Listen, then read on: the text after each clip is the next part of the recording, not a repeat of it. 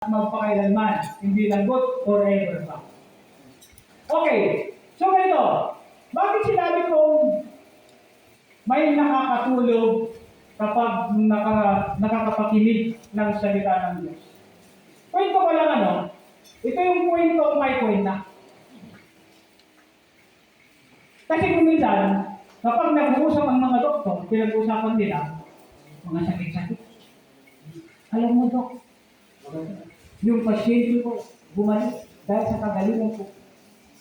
Kapag kwentong driver naman, ako ang galing ko mag-drive. Kahit pa siya sikot. Ngayon, ang kwentuhan naman natin tungkol po sa Diyos. Kaya huwag po kayong magsawa. Kwentuhan tayo para kayo. Alam po yung nagpag-ispirita si Apostol Paul? Hindi ba alam na nagpag-ispirita siya nung umalis sa kanyang pinagtatrabahuan bilang isang alagad? Kung tignan niyo po sa Acts 20, verse 9, na kung saan si Apostol Paul ay namamaalam. Bakit namamaalam? Kasi sa lugar na yon ay alis siya papuntang ibang bayan. Kasi si Apostol Paul ay isang seminaryo, hindi ang seminaryo. Naghahayag ng mabuting balita. Ang sabi ng Bible doon, nang siya'y nangaral ng gabi hanggang sa madaling araw, mayroon kong isang binatang nakatulog sa bintana at nahulog at namatay. Opo, basahin niyo po doon. Sa Acts chapter 20 verse 9. Totoo po yun, namatay. Kaya wag po kayong matutulog, baka matulungin kayo. Okay, so, mga gusto kailangan, gusto ko lang po i-share ang pag-ibig ng Diyos. Yung pinag-usapan po kasi natin ay pag-ibig. So, ang tema po natin ay God is love, love like God. So, ang ating nakita naman ang topic, where love lead you. Ang hirap din where will your love lead you? Kung sa Tagalog sabi niya, saan ka dadalhin ng pag-ibig mo? May ilang na yata.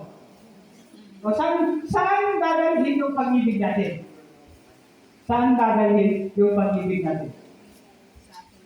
Sa tao lang ba? Hindi. Yung pag-ibig natin, yung first love naman sa kanina, si Lord, yung first love natin. Kaya yung asawa mo yan, hindi mo yan first love. So, sa loob ng tahanan, may lalaki, may babae, yun mag-asawa, nag-iibigan. So, pwede mag-love triangle sa pwede na yun? Oo, pwede. Ang lalaki, ang babae, at ang Diyos. Hindi na siya. Ang kala mo, babae, tapos lalaki. Kapag sinabing love triangle, nasahin ko naman. Okay, so, kasi sa Bible, ang sinabi sa Old Testament, sa Deuteronomy 6:5, ang sabi ni Moises doon, ibigin mo ang Panginoon mong Diyos ng buong puso, ng buong kaluluwa, at ng buong lakas at buong pag-isip sa Old Testament niyo. Ngayon, sinabi ni Kristo, ito rin yung sinabi ni Moises at sinabi ni Jesus Christ. Sa Matthew 22, verse 27. So, napakahalaga ng pag-ibig ng bawat isa. Yung binasa po kanina ni brother and sister, doon po sa 1 John 4:7 and 12, 8 beses binanggit doon ang pag-ibig. 8 beses. Bakit 8? Tinukulit tayo si Lord. Hindi tayo makulit, tinukulit tayo si Lord. 7 beses. Itong maganda. Hindi ko alam kung narinig nyo na ito. Sa buong Bible, Genesis to Revelation, banggit ko ng pag-ibig ay 304 times. 304 times. Yung banggit lang ng pag-ibig yun, wala pa yung minamahal, nagmamahalan, wala pa yun. Yung love lang yun. Love lang yun. So sabi ko, ang dami talaga. Ang dami. Kung pag-mabisa po ng salita ng Diyos sa Bible, ang daming banggit ng pag-ibig. So, lagi natin sinasabi sa ating sarili, kung tayo ay nakakaranas ng hindi maganda, hindi sinasagot yung panalangin natin, mahal ko ba ako, Lord? Nagtatanong na.